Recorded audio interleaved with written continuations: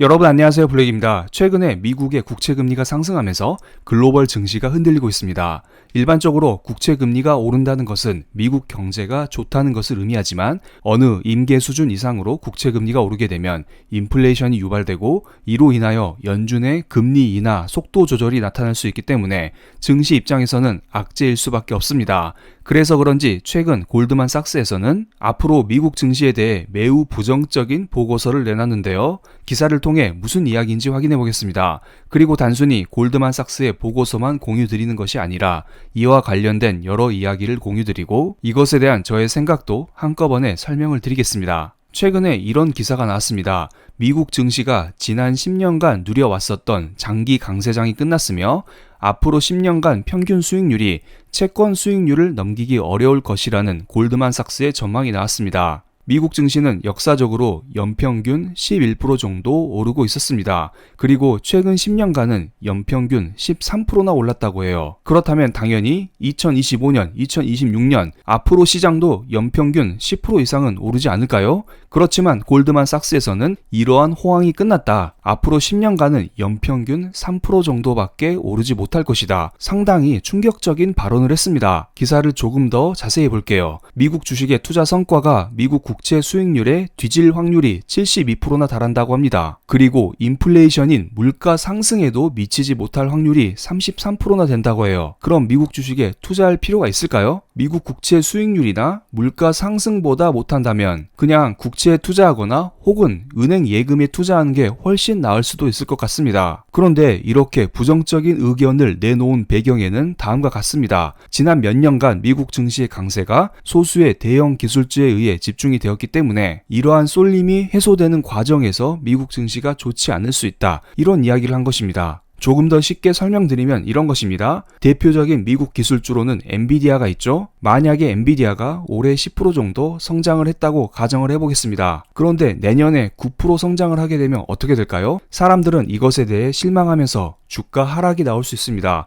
내후년에 8%, 7%, 6% 이런 식으로 엔비디아가 성장은 하지만 성장률이 떨어진다면 사람들이 이것에 대해서 실망을 하고 이것이 곧 주가 하락으로 이어질 수 있다는 게 해당 보고서의 주장입니다. 어느 정도 일리는 있지만 연평균 3% 성장이라 너무 과한 게 아닌가 이런 생각이 들기도 합니다. 그래서 제가 원문 기사를 찾아봤습니다. 원문 기사에서도 앞서 제가 설명드린 부분이 그대로 써 있습니다. 미국 증시가 지금까지 대형주 중심으로 너무 많이 올랐고 이에 대한 성장을 지속하기에는 어렵기 때문에 향후 10년간 연평균 수익률이 3%에 불과할 것이라는 이야기가 있습니다. 그런데 원문 기사에서는 한국 기사에 번역되지 않았던 부분이 있었습니다. 그래서 제가 이 부분을 여러분께 설명드려 보겠습니다. 그러니까 원문 기사를 보시면 초반에는 앞으로 미국 주식이 재미없을 수 있다 이런 기사를 좌르르 써놨습니다. 그리고 과거 10년 중에서 8년은 미국 주식이 다른 글로벌 주식보다 더 좋았었다라는 이야기를 써놨습니다. 그냥 지금까지 미국 혼자 다 해먹었다는 이야기죠. 그래서 최근 10년 동안 주식 투자를 하신 분들은 미국이 최고야, 신흥국은 별로야, 미국에 투자해야만 수익이 날 수 있어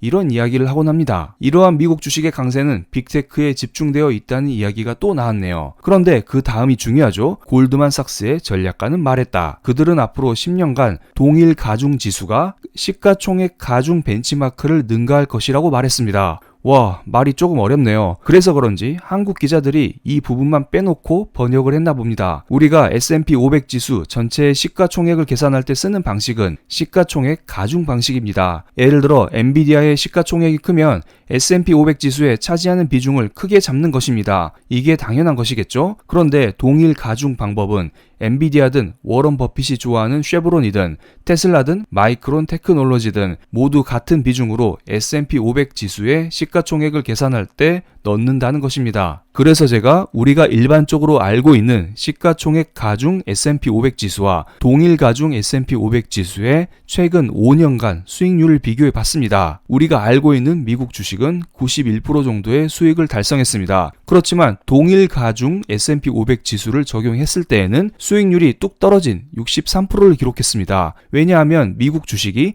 대형주 성장에 집중되었기 때문에 시가총액을 계산할 때 중소형주보다 상대적으로 대형주를 더 큰 비중으로 시가총액에 넣고 있는 시가총액 가중 S&P 500 지수의 수익률이 좋았던 것입니다. 그런데 골드만삭스에서는 앞으로 왼쪽보다는 오른쪽이 더 수익률이 좋을 것이다. 이런 말을 하고 있는 것입니다. 즉 대형주보다는 S&P 500 지수 내에서 상대적으로 중소형주의 상승률이 더 좋을 것이다. 그러니까 앞으로 순환매가 나올 것이다. 빅테크보다는 덜 오른 주식들이 오를 수 있다. 이런 이야기를 하는 것입니다.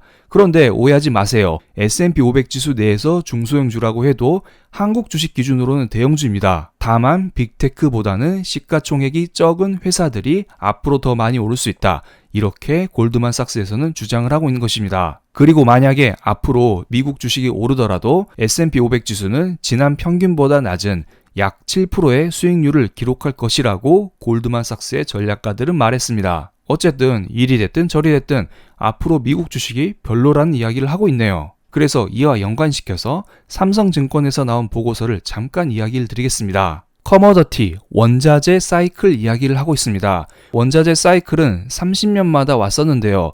원자재 사이클이 올 때마다 미국 주식에 비해 원자재 가격이 상대적으로 수익률이 좋았다는 이야기입니다.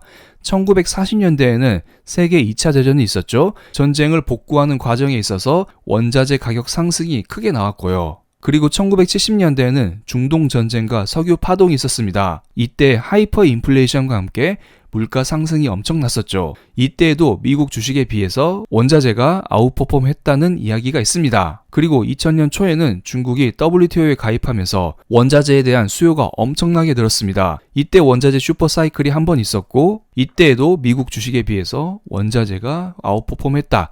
이런 이야기를 하고 있습니다. 그리고 현재 인플레이션이 재발한다는 이야기가 있습니다. 그래서 삼성증권에서는 지금 원자재 사이클의 초입 구간이다. 이런 이야기를 하고 있네요. 아래 그래프를 보시면 위쪽 구간에 있으면 원자재가 유리한 구간이고요. 아래쪽 구간에 있으면 미국 주식이 유리한 구간입니다. 현재는 미국 주식이 유리한 구간이죠. 하지만 이 커브가 조금씩 위로 올라가고 있고 조만간 미국 주식에 비해서 원자재가 유리한 구간에 접어들 수 있다.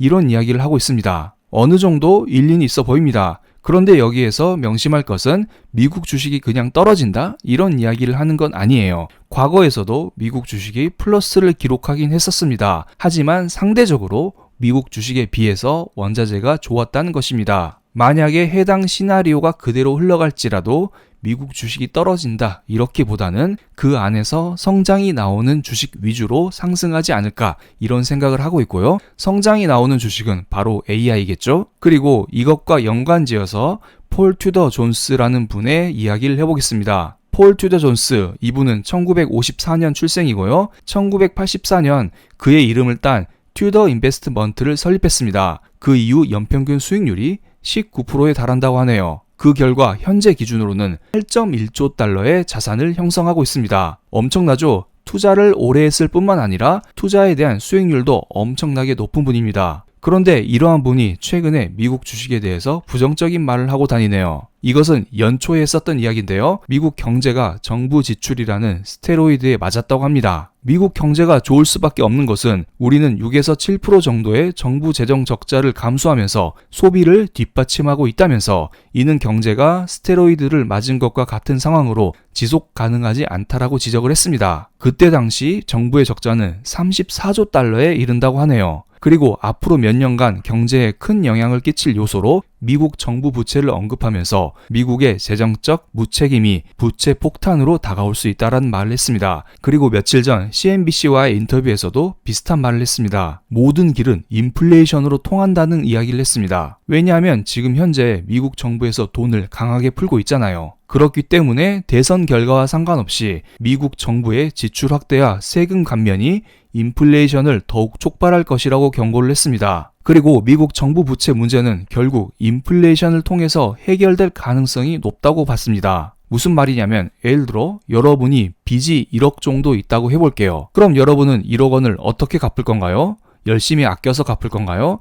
아니면 나의 소득을 높여서 갚을 것인가요? 두 개의 선택지 모두 어려워 보이지 않나요? 그냥 단순히 인플레이션을 유발시켜서 나의 빚 1억을 희석시킬 수도 있습니다. 무슨 말이냐면 정부에서 돈을 많이 풀어서 지금 현재 짜장면 가격이 5,000원인데 짜장면 가격을 5만원으로 올린다고 해볼게요. 물가가 10배 정도 오른 셈이죠. 그런데 나의 부채 1억 원은 그대로 있습니다. 그렇게 된다면 실질적으로 나의 부채 1억 원은 10분의 1 가격인 1,000만 원 수준으로 수준으로 떨어진 것과 동일한 효과를 발휘한다는 것입니다. 앞으로 미국 정부는 돈을 더욱더 찍어서 지금 현재의 부채를 해결할 가능성이 높다. 이런 이야기를 하고 있습니다. 그래서 이것에 대비해서 비트코인, 금, 기술주, 원자재 이런 쪽에 투자할 필요가 있다라는 이야기를 했습니다. 이분도 원자재 이야기를 조금씩 하고 있네요. 앞으로 인플레이션이 예상되니 원자재 사이클이 올 수도 있다. 이런 이야기와 일맥상통한다고 봅니다. 그래서 제가 10월 22일 이틀 전에 달러의 두 얼굴이라는 제목으로 네이버 프리미엄 콘텐츠에 글을 올려드렸었는데요.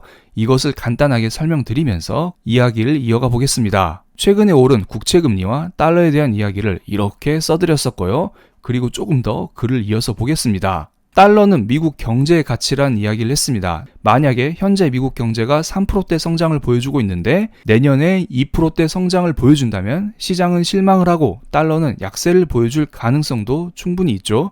그리고 중국, 유럽에서는 금리를 과감하게 내리고 있습니다. 왜냐하면 현재 성장이 부진하기 때문이죠. 그렇다면 이를 기반으로 내년에는 성장이 나오지 않을까요? 지금 중국의 경제 성장률이 4.6% 정도인데 내년에 조금만 높게 나와도 시장에서는 호재로 인식할 수 있다는 것입니다. 그리고 요즘 인도가 항공기 수입을 엄청 늘렸다고 합니다. 무슨 말이냐면 인도 사람들의 생활 수준이 개선되자 사람들이 슬슬 해외여행을 다니기 시작한다는 것입니다. 그리고 이 글에는 나와 있지 않지만 인도에서 휴게소를 엄청 세우고 있다고 해요. 그만큼 사람들의 생활 수준이 개선되고 있다. 인도도 꾸준히 성장을 하고 있다는 것입니다. 그리고 한 달 전쯤 인도 삼성전자 공장에서 직원들이 파업한다는 소식도 있었죠. 그만큼 사람들이 먹고 살만하니까 추가적인 임금 인상을 요구하고 있습니다. 슬슬 인도도 경기가 궤도로 올라온 느낌이 들죠. 드리고 싶은 이야기는 현재 중국에서 경기 부양책을 쏟아내고 있고 인도도 경기 성장을 하고 있죠. 그래서 이 두 나라에 의해서 원자재 수요가 충분히 늘어날 수 있다는 생각이 듭니다. 그렇다면 원자재 기반으로 수출로 먹고 사는 나라들, 대부분 신흥국이죠. 이러한 신흥국의 화폐 강세가 나타날 가능성, 이 부분도 장기적으로는 고려해 볼 필요가 있다. 이것도 염두에 두면서 투자할 필요가 있다. 이러한 이야기를 드리겠습니다. 참고로 제가 드리고 싶은 이야기는 미국 주식이 망한다 이런 이야기가 아니에요. 지금까지 미국 주식만 생각했었다면 다른 나라 주식들도 조금 생각해보자. 이런 이야기를 드리고 싶은 것입니다. 그럼 오늘 영상 여기서 마치겠습니다. 제 영상이 마음에 드셨다면 구독, 좋아요, 알림 설정까지 부탁드릴게요. 감사합니다.